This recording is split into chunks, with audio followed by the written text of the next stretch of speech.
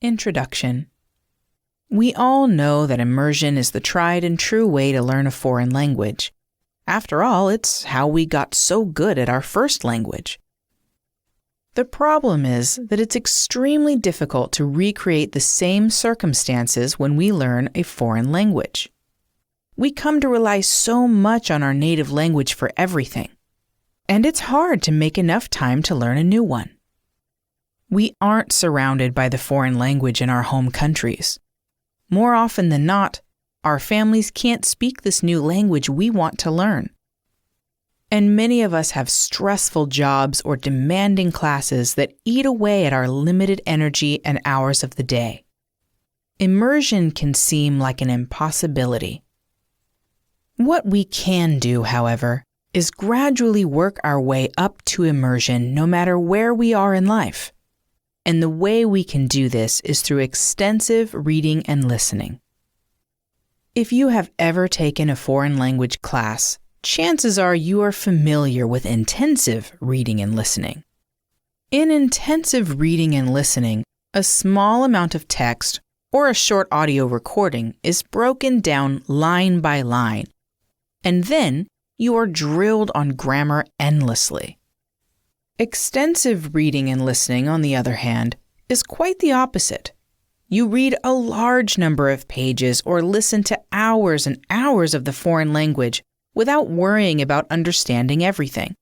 You rely on context for meaning and try to limit the number of words you need to look up.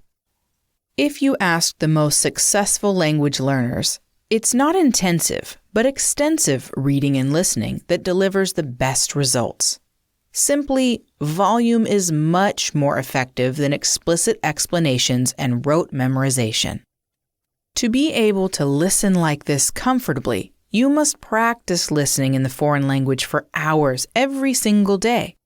It takes a massive volume of words before your brain stops intensively listening and shifts into extensive listening.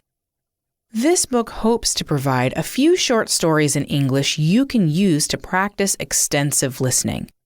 These stories were written and edited by native English speakers from the United States. We hope these short stories help build confidence in your overall listening comprehension skills and encourage you to listen to more native material. They offer supplementary listening practice with a heavy focus on teaching vocabulary words. Vocabulary is the number one barrier to entry to extensive listening. Without an active vocabulary base of 10,000 words or more, you'll be stuck constantly looking up words in the dictionary, which will be sure to slow down your listening early on. To speed up the rate at which you understand, building and maintaining a vast vocabulary range is absolutely vital. This is why it's so important to invest as much time as possible into immersing yourself in native English every day.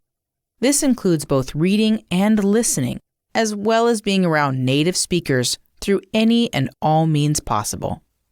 We hope you enjoy the book and find it useful in growing your English vocabulary and bringing you a few steps closer to extensive listening and fluency. How to use this book. To simulate extensive listening better, we recommend keeping things simple and using the short stories in the following manner. Whenever you encounter a word you don't know, first try to guess its meaning using the surrounding context. If its meaning is still unclear, check the PDF for that chapter's vocabulary and grammar list for a very simplified definition. If the unknown word is not found there, a quick online dictionary search may be required. In our vocabulary lists, we have strived both to include as many potentially new words and phrases as possible, but also to keep each list as brief as possible. As a result, we left out a great deal of words that can be understood via context, as well as many basic words. In addition, it's also recommended to listen to each story silently. While repeating what you hear can seem beneficial for pronunciation and intonation, it's a practice more aligned with intensive listening. It will further slow down your progress and make it considerably more difficult for you to get into extensive listening. If you want to work on pronunciation and intonation, consider practicing these during study and review times, rather than listening time. Alternatively, you could also speak to an English tutor or friend to practice what you learned. After completing the story for each chapter, test your knowledge by answering the comprehension questions. As a means of review, memorization of any kind is completely unnecessary for language acquisition. The actual language acquisition process occurs subconsciously, and any effort to memorize new vocabulary and grammar structures only stores this information in your short-term memory. Attempting to force new information into your long-term memory only serves to eat up your time and make it that much more frustrating when you can't recall it in the future. If you wish to review new information that you have learned from the short stories, there are several options that would be wiser.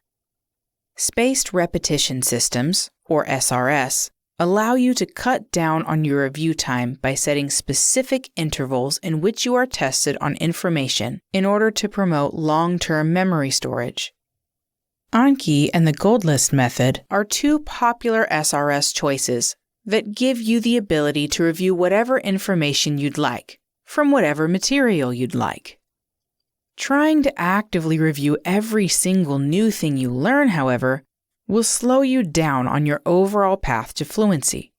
While there may be hundreds or even thousands of sentences you want to practice and review, perhaps the best way to go about internalizing it all is to forget it. If it's that important, it will come up through more reading and listening to more English. Languages are more effectively acquired when we allow ourselves to read and listen to them naturally. And with that, it is time to get started with our main character, John, and the 10 stories about his life. Good luck, listener. Chapter 1. Illness and Medicine. For the past few days, John had had some difficulty breathing. He was 30 years old, and it was a bit strange for someone of his age to have this symptom.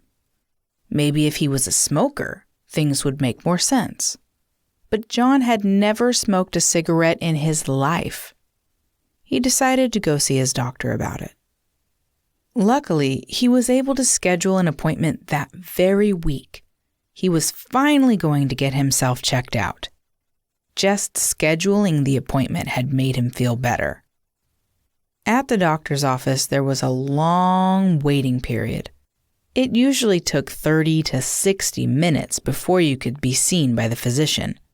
John brought a book to read in the waiting room, but he found it hard to focus for very long. Given his condition, doing anything for very long would be hard. After 20 minutes, he started to get a splitting headache. He, however, had been in this situation many times before, and it taught him to be prepared. He had learned to keep over-the-counter pain relievers in his car. Following a quick trip and back, he had the medicine he needed. He washed down the pills with water, and then he took a big sigh of relief. Closing his eyes, a smile came to his face. Now, if the doctor could fix his breathing problem that easy, that would be perfect, he thought. The nurse called John back to room 107. She asked him how he was feeling and about his symptoms. She then did a routine checkup on him. She took his blood pressure, she measured his height using a chart on the wall, and with a scale, she measured his weight. Next, she asked about his family's history of health problems. John was fortunate. His family did not have any hereditary health issues. There was no heart disease or cancer to worry about. There was also no diabetes or arthritis in the family either. The nurse also asked about any and all current drugs he was taking, but he replied that he doesn't take any medication. That was another thing he had never had to worry about. After John's information was recorded, the nurse left the examination room and told him the doctor would be with him soon. Just 2 minutes later, he was finally face to face with the doctor. He was now looking at the man who could help cure him in no time. Dr. Spetzel was his name, and he was as friendly as could be. After some small talk, they were ready to discuss why John had come in today. The two started to chat about John's breathing issue. John went into more detail about his condition. Chest pains were happening throughout the day, but there were no heart palpitations. There was a little coughing, but no wheezing. The doctor then placed his stethoscope on John's chest. He asked him to take a couple of deep breaths. The doctor listened carefully. With a few subtle nods, Dr. Spetzel seemed to have found something. He had reached a final diagnosis. John was quiet and nervous, but ready to hear it. It was asthma. The doctor said it was common for adults to develop asthma, and not just children. An inhaler would immediately curb his symptoms, but it was a medication he would be required to take for the rest of his life. It wouldn't completely cure him, but it would keep his symptoms at bay. John wasn't happy to have asthma, but he was happy it wasn't something worse. Things could always be worse. With his prescription from Dr. Spetzel, John left the office and got in his car. He headed towards the pharmacy to get his inhaler. It only took 10 minutes by car since he lived in a small city. After arriving, he dropped it off at the customer service desk. He then started to wander around the store. It would be some time until his prescription was filled. So he browsed the store's shelves, looking at all the medicines available. He saw medicines to treat colds and allergies. There were even treatments for constipation and diarrhea. He also saw tons of products that he had never used before. Some he was sure didn't cure anything, and some promised to help you lose weight. But John didn't believe any of that. The pharmacist called out to John. It was time to pick up his prescription and head home. While out in his car in the parking lot, John took his first dose.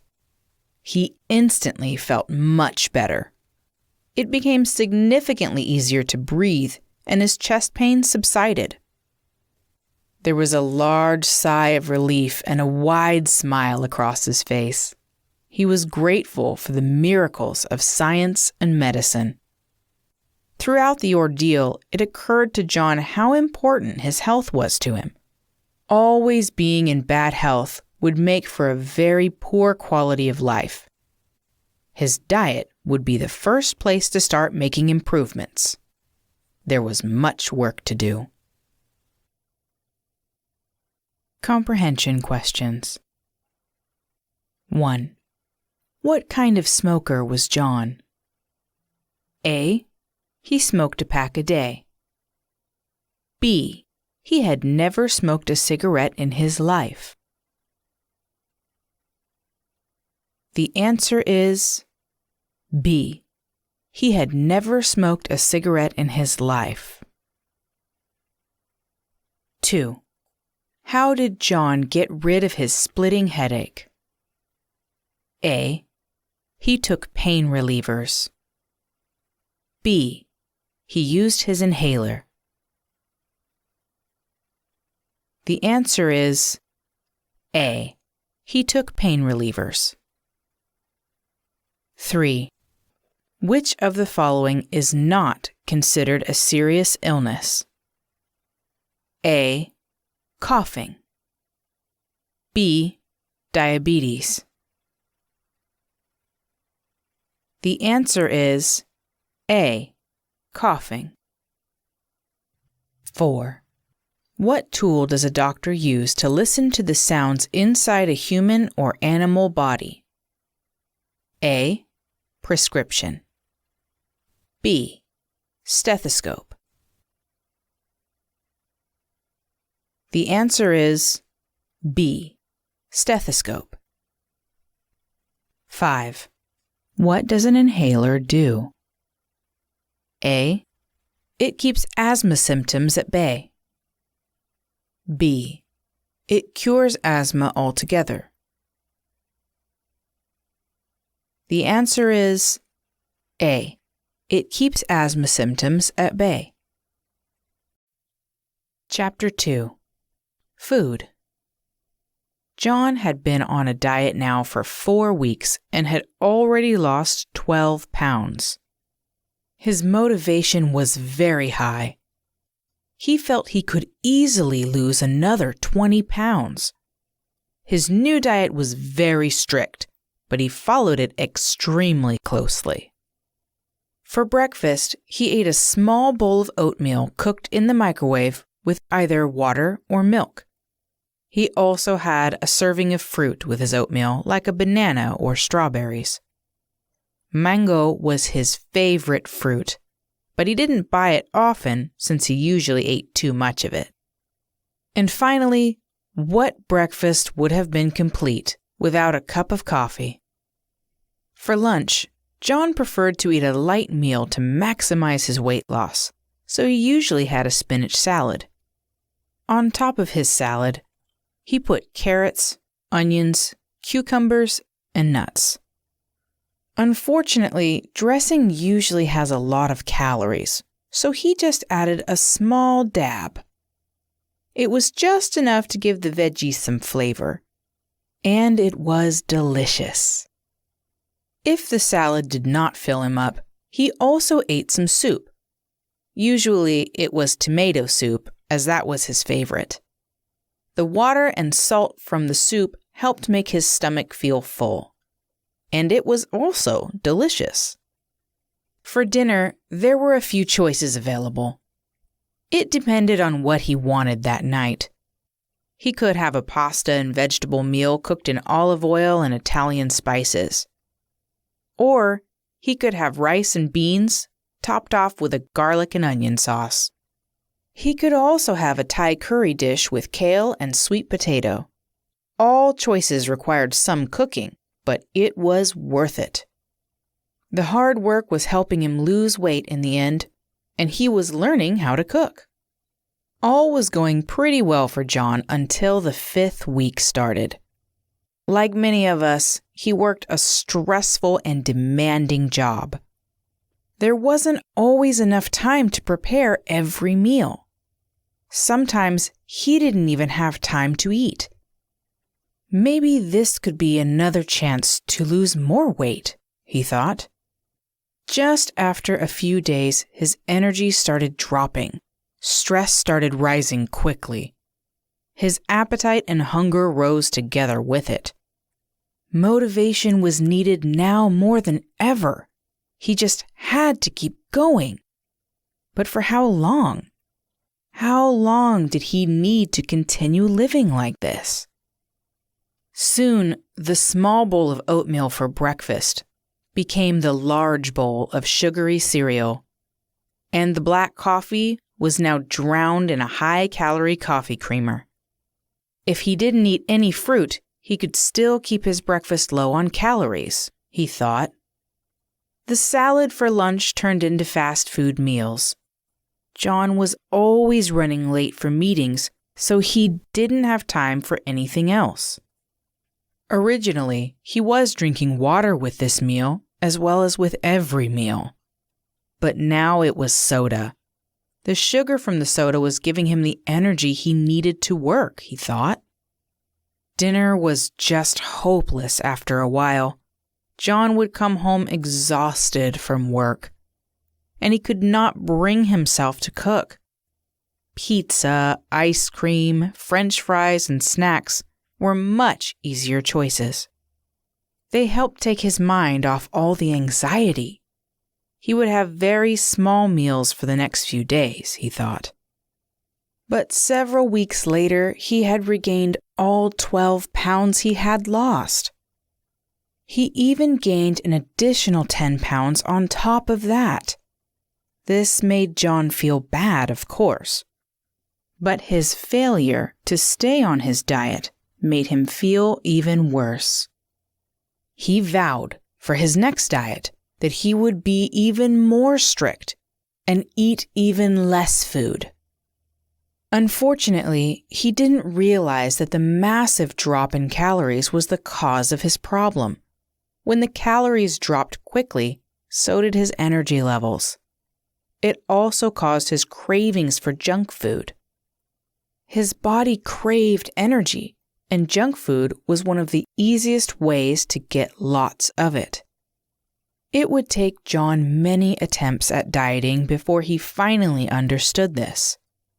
Starting a diet with lots of healthy foods was the easy part for him. But maintaining it was hard. He would need to find a better way to manage his stress. Comprehension questions. 1. How much dressing did John put on his salad? A. A big glob. B. A small dab. The answer is B. A small dab. 2. What was John's favorite meal for dinner? A. A Thai curry dish with kale and sweet potato. B. The story does not say what John's favorite meal is. The answer is B. The story does not say what John's favorite meal is. 3.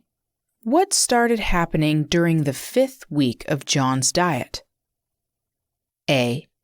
His energy started rising while his appetite and hunger started dropping quickly. B. His energy started dropping while his appetite and hunger started rising quickly. The answer is B. His energy started dropping while his appetite and hunger started rising quickly. 4. Pizza, ice cream, French fries, and snacks are usually considered A. Junk food. B. Low-calorie foods. The answer is A. Junk food. 5. If John started his diet at 200 pounds, how many pounds did he weigh at the end of the story? A. 210 pounds. B. 220 pounds. The answer is A. 210 pounds. Chapter 3. Exercise. John decided that he would start taking better care of himself by exercising. It would help manage his stress. It would even help him lose the extra weight he put on. Starting next week, he would begin a jogging routine. He would run 5 days a week. It had been a long time since he went for a jog, so he knew it was going to be difficult. But he was ready for anything. Once he started, he knew it would get easier over time. On the first day, he woke up extra early before work and put on his tennis shoes. He was eager to get started. After some basic stretches, the jogging started. Everything seemed to go well. Within 2 minutes, however, John was almost out of breath. He was wheezing, and his breathing became super heavy. His chest was in pain. He felt like he was dying. After just 5 minutes, the jogging was replaced by walking. It would be easy to blame his asthma and call it quits. Part of him wanted to. That part of him also wanted to lie on the couch and eat more pizza. Instead, he admitted the truth to himself. He was out of shape. But as time passed, days became weeks. Weeks became months. John was now able to run non-stop for 30 minutes. Within a year or two, he could be running a marathon, he thought. While he was proud of his improvement, he didn't want to run a marathon. He actually didn't want to run at all anymore. Doing nothing but cardio had become extremely boring. So a change of routine was the next step. John's friends Andy and Joe had invited him to come lift weights after work. He accepted. And they all met at the gym the next day, eager to hang out together. After some small talk, they discussed their weightlifting goals. They discussed what kind of body they each wanted to build. Andy wanted a big chest and big arms. Joe wanted to be the strongest man in the gym. John just wanted to not be fat anymore. The men then decided to commit to a workout program 5 days a week. They would work one body part per week: chest, back, shoulders, legs, and arms. It would be a program to focus on both strength and size. And it would be difficult. Each day required great effort. By the end, the men were exhausted, but the endorphin rush at the end of each workout made it all worth it. To cool down, the men relaxed by walking on the treadmills, or they sweated it out in the sauna for 10 minutes. They went home each time proud of their hard work. Some time passed, and John decided that weightlifting wasn't a good fit for him. Andy and Joe got too competitive with it, and the intensity of the workouts had become more painful than fun. He enjoyed hanging out with his friends, but the workouts were too much for him. The gym offered yoga classes, however, so John signed up, eager to start. The lessons taught a variety of stretches and poses. There was also a focus on deep breathing. The classes were designed to first loosen the body, and after enough stretching and posing, it would calm the mind too. The lessons were not easy by any means. They made all the students sweat, yet it was not as intense as weightlifting, and it was much more fun and relaxing than jogging. Yoga was about balance. It offered a balance between being intense and being relaxing. John left each class feeling refreshed and excited to come back for more. He had more energy and less stress and felt 10 years younger. He even started chatting with some pretty girls whom he looked forward to seeing every week. It was a routine that gave him some extra motivation to maintain. Comprehension questions. 1. What kind of shoes did John run in? A. Tennis shoes. B. Running boots. The answer is A. Tennis shoes. 2. Why did John stop running? A. He was extremely bored. B. He thought marathons were too competitive. The answer is A. He was extremely bored. 3. John, Andy, and Joe committed to a workout program that worked on A. Chest, back, shoulders, legs, and arms. B. Chest, back, strength, legs, and cardio. The answer is A. Chest, back, shoulders, legs, and arms. 4. How did the men relax after working out? A. They ran on the treadmills while listening to music. B. They walked on the treadmills or sweated it out in the sauna for 10 minutes. The answer is B. They walked on the treadmills or sweated it out in the sauna for 10 minutes. 5. Why did John stop lifting weights? A. He was extremely bored. B. The workouts were too intense and competitive. The answer is B. The workouts were too intense and competitive. Chapter 4. Hobbies.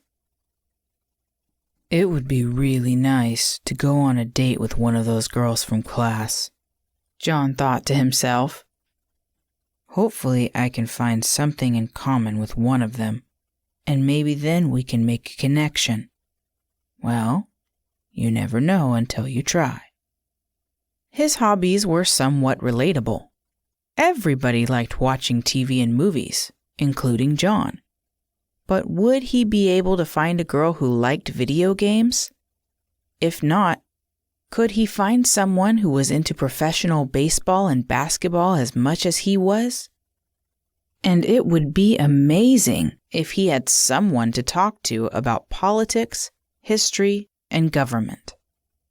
If the girl wasn't into any of those things, at least he liked going out and having long conversations. Also, having a job that paid well and a car helped. And he wasn't a creep. The first girl he met from yoga class was Jenny. She was a big reader and seemed really smart right away. She loved to read fiction. Non-fiction, however, didn't interest her at all. Her passion was world literature, and she could talk for hours about the current story she was reading. It didn't matter what country the story came from. A good story was a good story. Besides that, Jenny spent a lot of time taking care of her dog and taking him for long walks. On weekends, she liked to take him to the local dog park to play with other dogs. And occasionally, she'd treat herself, too. There was nothing better than a bottle of wine and watching horror movies on a Saturday night. Emily was the second girl John got to know from class. She didn't always have a lot of time to talk, though. There was always somewhere she needed to be. It was obvious that she was extremely fit and in great shape, and she had a little bit of muscle. John later learned that she was a female bodybuilder. She was both an athlete and coach in the sport. If she didn't have an appointment with a client, she was busy building her business. Emily had built a big social media following. She had spent several years making and sharing videos online and had become somewhat popular. With her following, she built a clothing brand. Through her website, she sold t-shirts, sweatshirts, hats, and accessories. You could say she was a workaholic, but you had to admit she was very successful. The last girl John spent time with was Jessica. She was a bit of a social butterfly. She had a large social circle of friends to talk to and hang out with. It was clear that she was an extrovert. If she wasn't texting, she was out with friends, drinking, and clubbing. Sometimes, but not often, she did decide to stay home. When she did, she would watch Japanese anime and play video games. John was immediately drawn to Jessica. He had finally found someone he could nerd out with about current and upcoming games. Their personalities, however, didn't seem to match very well. The chemistry just wasn't there. They never seemed to be able to talk about anything outside of their mutual hobby. It surprised him that their conversations were slow and boring most of the time. Emily never really had much time to talk, but Jenny did. She was more than willing to spend some time together with him. John listened to her talk about all her favorite books. He hadn't read a book since college, but he liked learning and asking her questions. She even convinced him to try reading a book. It was via audiobook, so it would be easier for him. He wasn't sure how far he would get, but he would try his best. Jenny didn't show much interest in sports or politics. She was, however, attracted to the passion and energy John had when he spoke. There was a special power his words had with her. This was especially true whenever he spoke about subjects he cared about. he could talk about anything he liked, and she would listen to every word. Their mutual interest in one another was enough for them to start dating. Comprehension questions. 1. If you have something in common with someone, it means that A. You both like each other. B. You have a mutual hobby you are both interested in. The answer is B. You have a mutual hobby you are both interested in. 2. Politics, history, and government are typically considered A. Fiction. B. Nonfiction. The answer is B. Nonfiction. 3. Emily was a female bodybuilder, athlete, coach, but also A. A private business owner.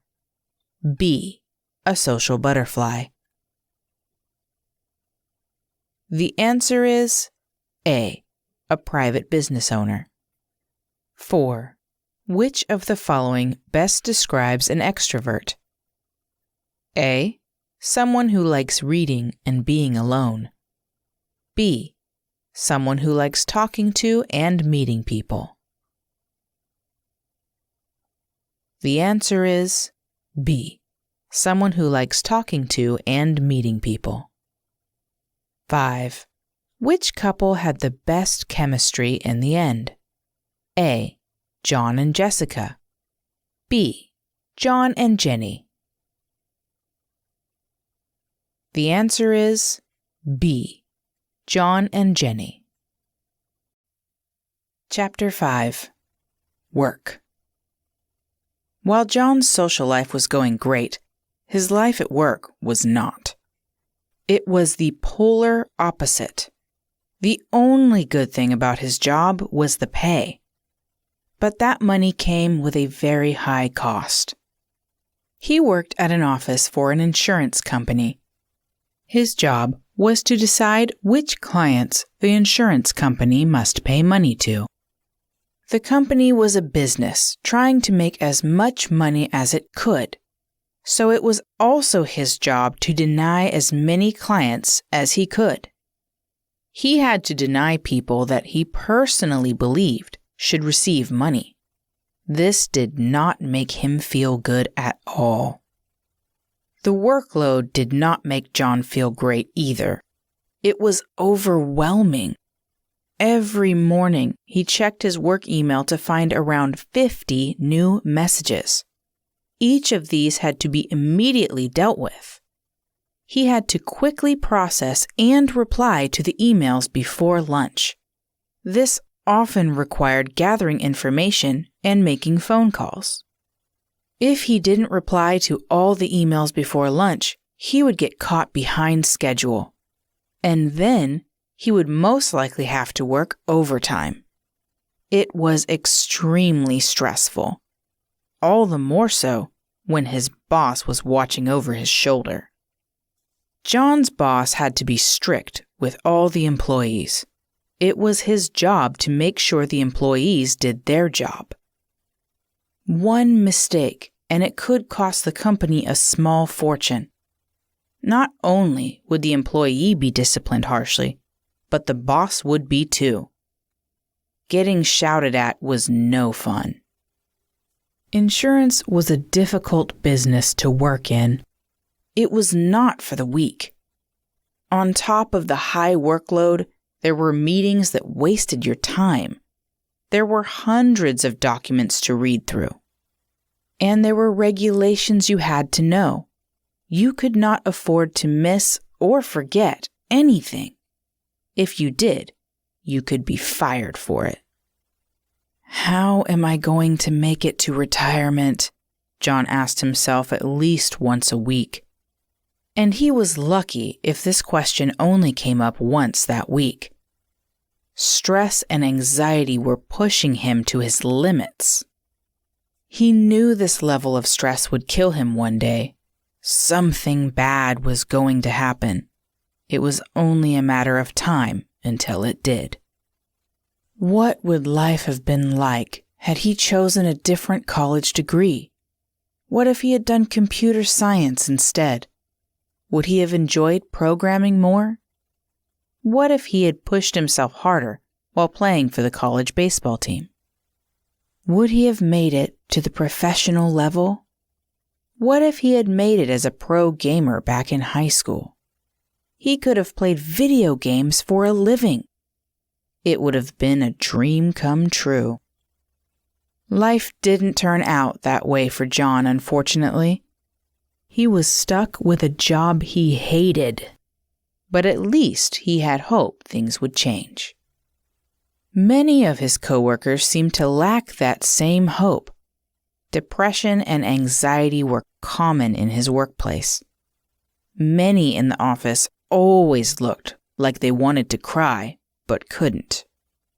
Yet there were a handful of colleagues who were fun to talk to.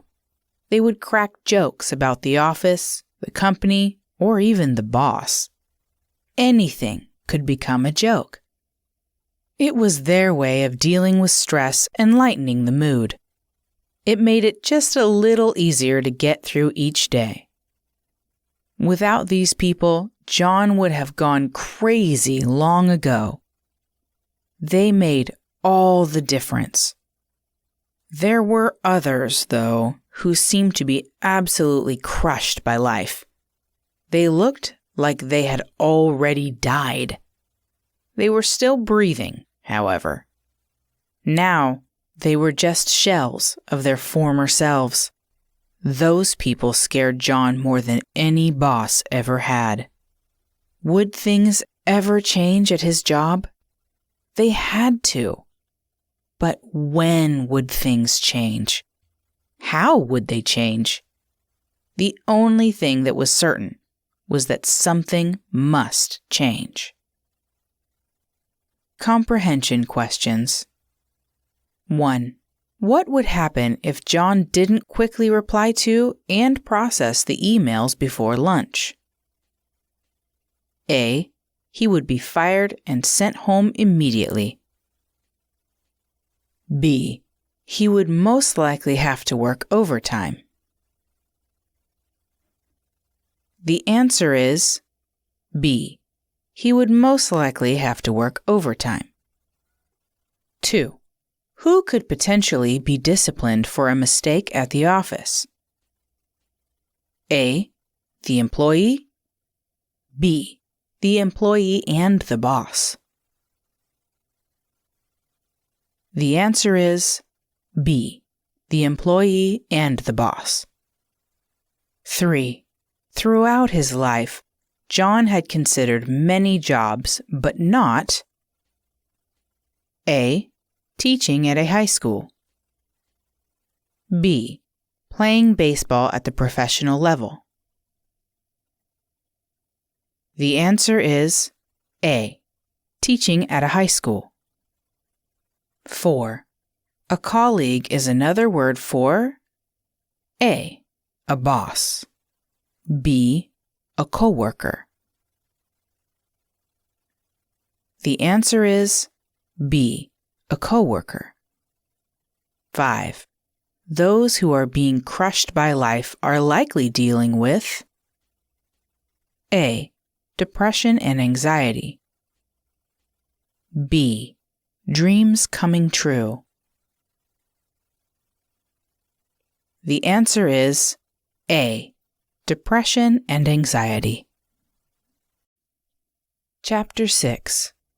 Animals and Nature. John had been accumulating anxiety for some time. To relieve himself of his worries, he needed to go somewhere far away. Just being in the city was adding to his anxiety, and so he decided to set off on a nature walk. Spending a day or two in the mountains was just what he needed. It would do wonders for him. And it would be great for his mental health. The isolation would give his mind time and space to detox and refresh. Animals would be his only companions during his walk. It was pretty rare to see any wildlife where he lived. His home was located in an apartment complex in a small city. Here, there were too many people and not enough animals. He would see the occasional squirrel, but not much else. Groundhogs and foxes were extremely rare to see. But because he spent all his time indoors, he mostly saw insects. There were always spiders and house centipedes trying to find a home in his house. He was not particularly fond of the second one. They had so many legs, and they all moved so fast. He wouldn't kill them, though. He caught them and threw them outside. To reach the mountains, he did not have to drive for very long. The city he lived in was only 45 minutes away from a large mountain range. As he drove away from the city, he immediately started to feel better. He became more relaxed as he headed towards nature. After arriving, he parked and exited his vehicle. He was immediately greeted by a few deer. They were grazing in an open field. They slowly walked around the large field, eating small bits of grass at a time. John said hello to the deer, but they didn't pay any attention to him. Instead, they just wagged their tails and continued grazing. Then, suddenly, there was a large booming sound from far away. It was the sound of a gunshot. It caused the deer to scatter instantly. Hunting season must have started, John thought. He didn't even get a chance to say goodbye to the deer. Unsure where to begin hiking, he took a good look around. His question was answered when he saw some other hikers. They were walking toward an opening in the forest. And what a beautiful forest it was! He couldn't stop looking at the massive trees that were all around him. While walking, he watched the sun shine through the evergreen trees. It made for some breathtaking scenery. Soon, he could see a large lake up ahead. It made the vast size of the forest even bigger. Realizing how big the forest was made John feel very small. From deep within, he could feel how unimportant his problems really were. He looked inside of himself. There was now peace. There was harmony. He then looked around the forest. That same peaceful harmony was now all around him. He could see the life flowing through every little plant, insect, and bird.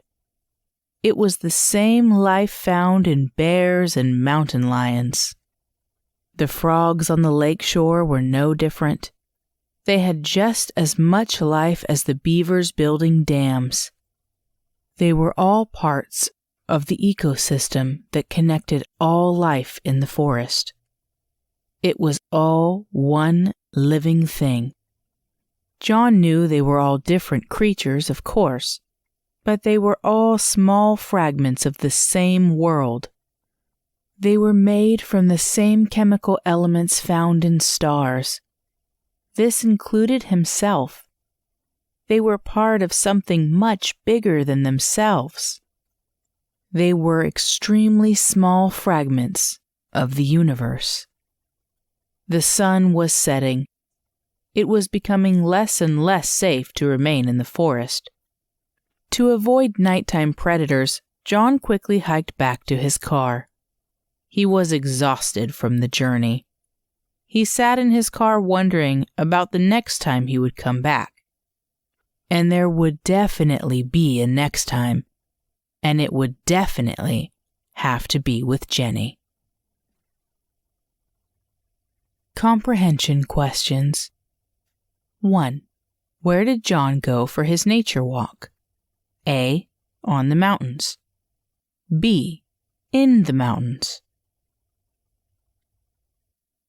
The answer is B. In the mountains. 2.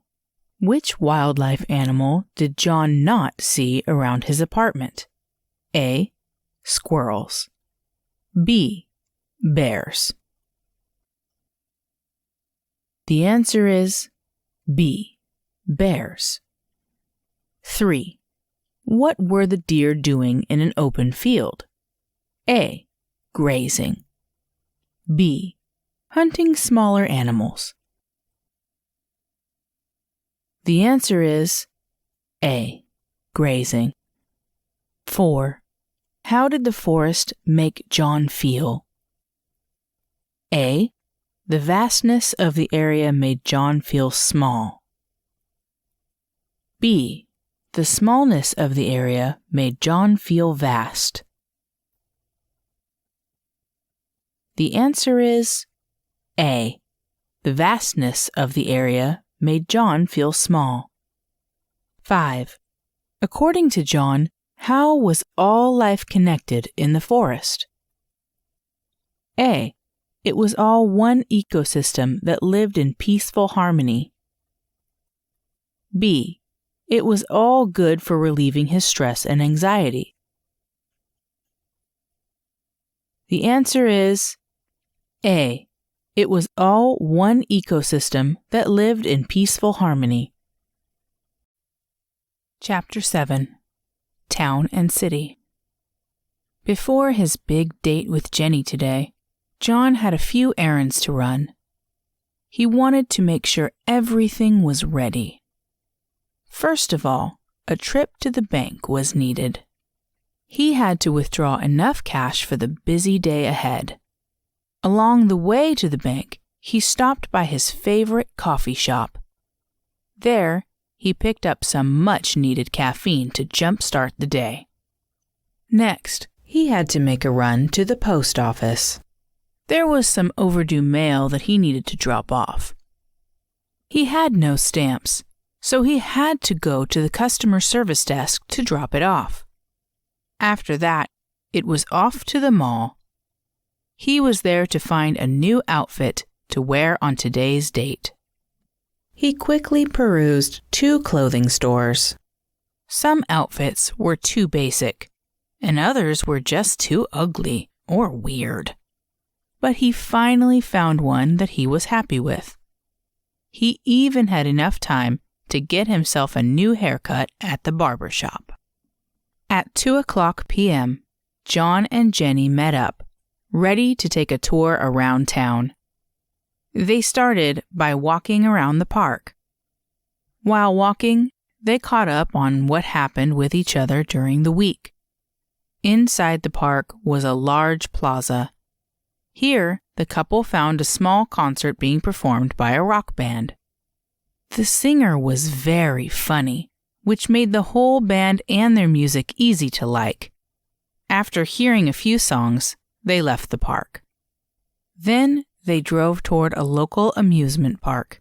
When they arrived, however, there was bad news. Due to a large accident, the amusement park had been shut down. They felt sad, but also lucky at the same time. As a backup plan, the couple decided to go to the movie theater instead. To Jenny's luck, they were able to find a horror movie playing that week. It would be an hour-long wait for the movie, so they grabbed an early dinner at a nearby Mexican restaurant. And they had just enough time to make it back to the theater. The movie turned out to be pretty generic and predictable, however. But there was one jump scare that got both John and Jenny really, really good. As the evening came, the couple had a mutual feeling of not wanting to stay out too late in the city. They weren't trying to party, but they agreed to have one drink at a unique bar they found searching on their smartphones. The bar had a medieval theme. The outside looked exactly like a castle, and so did the inside. It was decorated with banners, and there were suits of armor and chairs that looked like thrones. Sitting on thrones drinking good beer made John and Jenny feel like a king and a queen. It was the perfect place to hang out and drink. The conversation picked up between the two, and along with it came more drinking. Several hours passed. Now they were both too intoxicated to drive home safely. They definitely weren't feeling up for a night of clubbing, however. And so they needed a plan. They decided they would wait 2 hours to sober up before driving home. Calling a taxi would be a crazy expensive option, and it wasn't all that much of a wait to begin with. They just had to pass the time. So they walked along the boardwalk. Their conversation was a lot slower now, but they enjoyed their quiet walk by the water. Along the way, they stopped by a convenience store for a quick snack. It was a very peaceful way to end the night. John and Jenny thoroughly liked being around each other, so the hours passed quicker than expected. But it was time to part ways. It was time to say goodbye. A brief kiss was shared, along with a couple of cheeky smiles. And that was it before they both drove home. Comprehension questions. 1. When you put money into your bank account, it's called A. Withdrawing, B. Depositing. The answer is B. Depositing. 2. What did John do at the mall? A. He shopped for clothes and got a haircut. B. He got a haircut and grabbed lunch at the food court. The answer is A. He shopped for clothes and got a haircut. 3. Where did John and Jenny head towards after leaving the park? A. The amusement park. B. The movie theater. The answer is A. The amusement park. 4.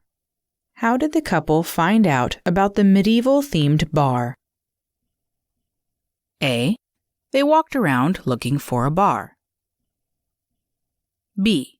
They searched for nearby bars using their smartphones. The answer is B. They searched for nearby bars using their smartphones. 5. If you are intoxicated, then it is unsafe to A. Drink more. B. Drive a car. The answer is B. Drive a car. Chapter 8. Staying at home. It was a Sunday afternoon. John had no particular plans, so he slept in. He allowed himself to catch up on sleep he had missed during the week. It would not be a completely lazy day, though. He had a number of household chores to do. Perhaps most important of all were the unpaid bills that needed to be taken care of. Housing wasn't free, after all. He really didn't want to pay his bills, however. He never liked paying his bills. If his bills could just disappear forever, he would be a happy man. And he would sing and dance all around his house. Unfortunately, that wasn't going to happen. The rent, electricity, and water had to be taken care of. The internet, student loans, and phone plans had to be taken care of too. They all had payments due. Luckily, all of these things could be paid online without ever having to leave the house. Thanks to technology, life was a little bit easier for John. It was another miracle he was grateful for. Next, the laundry had piled up in his room. He also had almost no clean clothes. Doing a load or two would be necessary for the upcoming week. He never bothered to sort his laundry into whites, darks, and colors. Instead, he just threw in as much as he could each load. He then poured in some laundry detergent. And finally, he ran the laundry machine. It worked well enough, he thought. While he waited for each load to finish, he figured he should stay productive. He would do the dishes and vacuum the house. John's house was by no means spotless, but he did just a little bit each week to maintain what he could. After the dishes and vacuuming were done, he looked around to see what needed the most cleaning. This week, he would do some extra work in the kitchen. He started by cleaning out the fridge. He threw away expired foods. The inside was then scrubbed with disinfectant. He also scrubbed and disinfected the kitchen counters as well. Food crumbs were brushed off to the floor. He finished by sweeping the kitchen floor with his broom. Everything on the floor was swept into the dustpan and put in the garbage. Mopping could wait another week, he thought. He wasn't feeling that productive. John was more interested in spending the rest of his day at the computer playing video games. He played both single-player and online games. In particular, he was a fan of strategy games. He could spend hours coming up with new strategies and trying them out. When he needed a break, he would occasionally get up for a quick stretch. He looked out the windows and then heated up some food in the microwave. When his food was ready, he grabbed it and sat back down for more gaming. After spending too many hours in front of the computer, John started to not feel good. He wondered what he was doing with his life. Was it really all that wise to spend so much time gaming? He asked himself. Couldn't it be used for something more meaningful? He thought. Sure, there were videos he could watch online, but he knew this would be no different. And so, he picked up the headphones in his bedroom. He opened the audiobook app on his smartphone, and he began to listen to the book recommended to him by Jenny. Listening to the book instantly felt like the right use of his time. There was even an opportunity for some self-reflection. As he kept listening, he wandered around his house. He opened and closed his closet doors for no particular reason. He put his hand on the couch and let it glide over as he walked across. It felt nice. If he had a dining room table, he would have let his hands glide across it, too. But he lived alone and had no need for one. Instead, he went outside to his balcony and watched the sun set. Before he knew it, it was 10:00 p.m. It was time for bed. While he didn't finish the audiobook, he certainly had something new to talk about. And next weekend, there would be a family gathering. There, he could bring Jenny and introduce her as the one who introduced him to the book. Comprehension questions. 1. If someone needs to catch up on sleep, it means that A. They have been sleeping too much. B. They have been sleeping too little. The answer is B. They have been sleeping too little. 2. Which of the following bills is not connected to housing? A. Student loans. B. Water. The answer is A. Student loans. 3. When cleaning the kitchen, John did not A. Mop the floor. B. sweep the floor with his broom and dustpan? The answer is A. Mop the floor. 4. What's generally the fastest way to cook food? A. The stove. B. The microwave. The answer is B. The microwave. 5. Where did John find his headphones? A. In his bedroom. B. In his closet. The answer is A. In his bedroom. Chapter 9.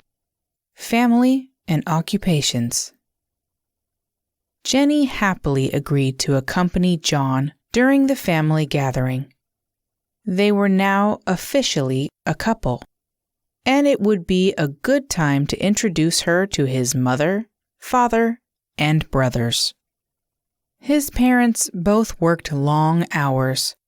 His dad was a photographer, and his mom was a delivery driver.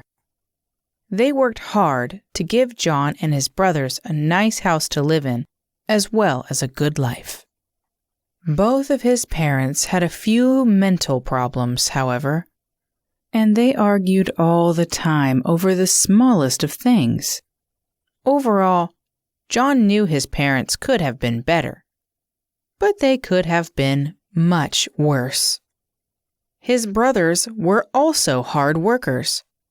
His older brother did computer security, and his younger brother was a carpenter. The three fought all the time while growing up. They fought even now any time they were in the same room. Once again, however, things could have been much worse. Also at the get-together was John's uncle named Doug. Uncle Doug was a large man who loved to eat and drink, but also work hard. He was a mechanical engineer who worked on all kinds of machines. This included steam and gas turbines. He also worked with electric generators. He was an extremely intelligent man, and he helped guide John in his younger years. While chatting with his uncle, he noticed his two cousins, Michael and Joanne, in the background. The three of them hung out quite a lot as kids and shared a lot of childhood memories. They grew apart as they got older, unfortunately. They grew even more apart by the time they entered the workforce. At that point, they had almost become strangers with one another. But they had a chance to catch up with each other at the get-together. They told stories of their time as kids together. John told them about his position at the insurance company. Joanne talked about her job as a part-time hairdresser. She didn't particularly like her job, just like John, but she was proud to be a full-time mom. And Michael talked about how he worked his way up in the retail business. He now had a management position that he was very happy with. Jenny was obviously overwhelmed by all the new faces, but she was able to get to know at least one person at the event. This person was John's sister-in-law, Olivia. From the very get-go, the two hit it off. They chatted for hours and for most of the event.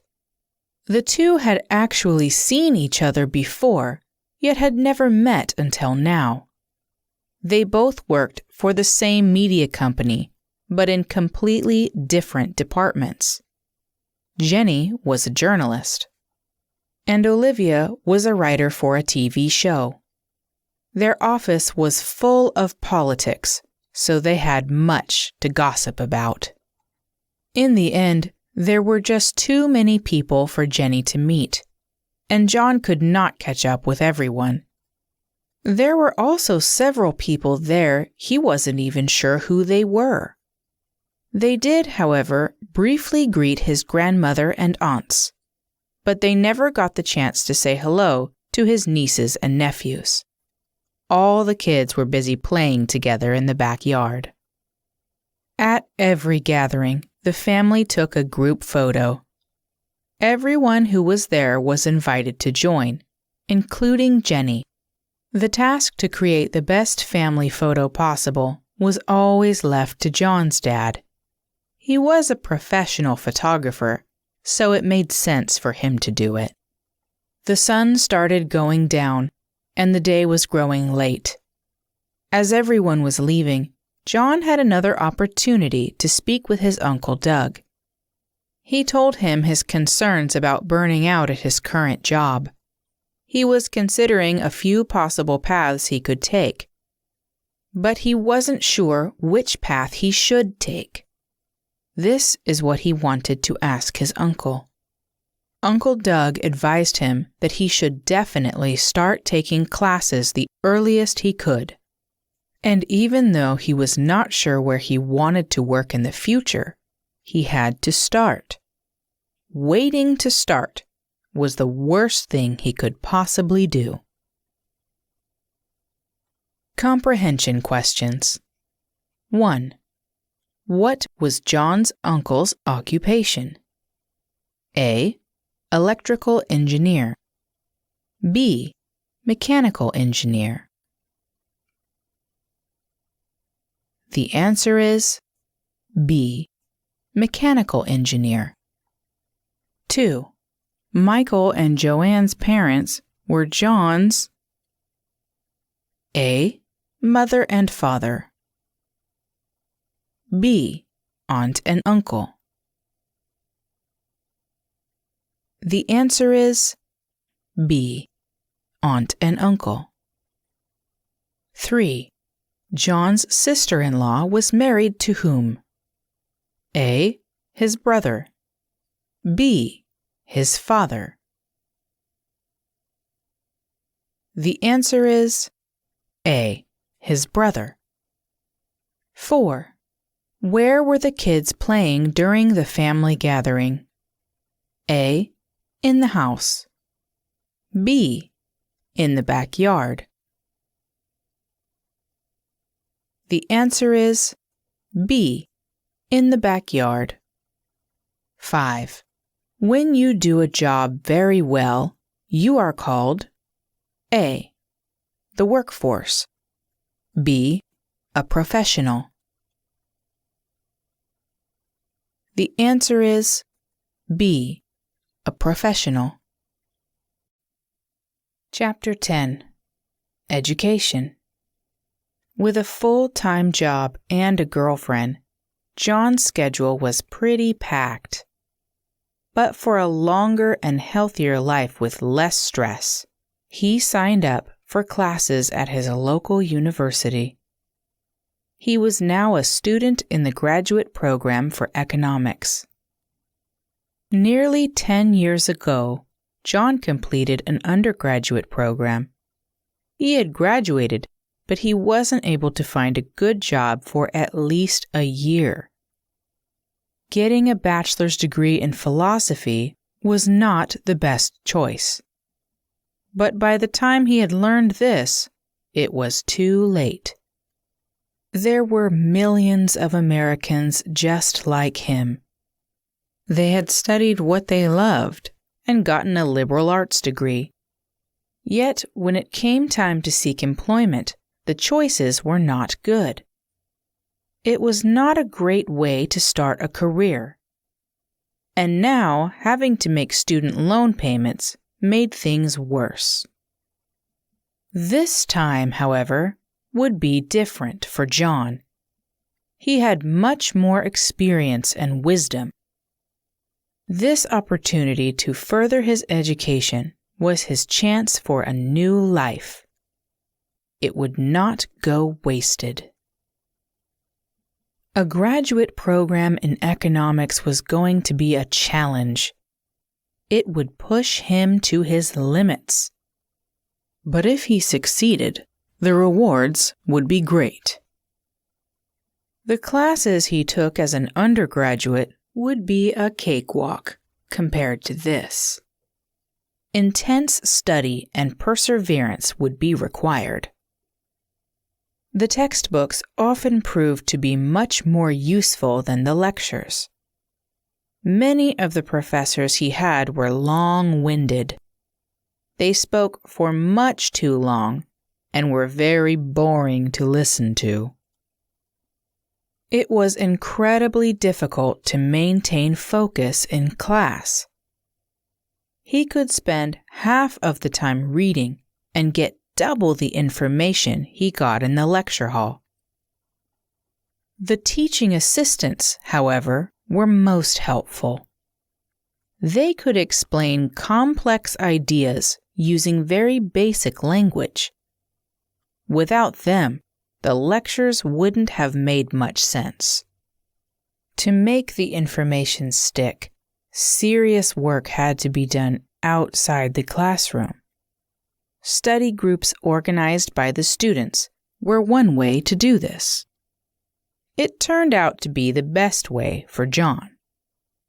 The group provided him the motivation and drive needed to do well in the course. In the groups, students shared the notes they took in class. They also reviewed the information they thought would appear on the exams. Not all this time was serious, though. There were multiple breaks. Here, chit-chat was encouraged. Students vented stress and frustration that had been building over time, but they also cracked jokes, too. Finals for the first year were approaching. Anxiety filled the classroom during the last few lectures. On the test would be essay questions only. There would be no multiple choice. Cramming wasn't going to get you anywhere on this test. You had to know the information to get a good grade. There was no other way. John and all his classmates paid hefty tuition fees, but not all would pass the test. It wouldn't be those who just attended the lectures and did the homework. Participating in the study groups wouldn't be enough either. They would have to also read extensively. Only those who could do all of the above would pass. It was very much like learning a foreign language. Those who do the best are those who immerse themselves in the foreign language. They read as much as possible in the target language. And when they can no longer read, they spend their free time listening to the target language. It becomes a way of life. Immersion takes precedence over their old hobbies and lifestyles. That's how they achieve high levels of fluency. It's not a must, but it makes all the difference. The question is not whether or not John passed the final exam. The true question is whether or not you will do what it takes to achieve fluency. Happy studying, and thank you for listening. Comprehension questions. 1. Where was John taking economic classes? A. At a local university. B. At a community college. The answer is A. At a local university. 2. When we say something is a challenge, we mean it is A. Impossible and unthinkable. B. Possible but difficult. The answer is B. Possible but difficult. 3. What was the problem with the lectures? A. The professor's explanations were too complex. B. The professor didn't like the students. The answer is A. The professor's explanations were too complex. 4. Who organized the study groups? A. The students. B. The teacher assistants. The answer is A. The students. 5. The final exam was what kind of test? A. Multiple choice and essay questions. B. Essay questions only. The answer is B. Essay questions only. About the author. Language Guru is a brand created by a hardcore language enthusiast with a passion for creating simple but great products.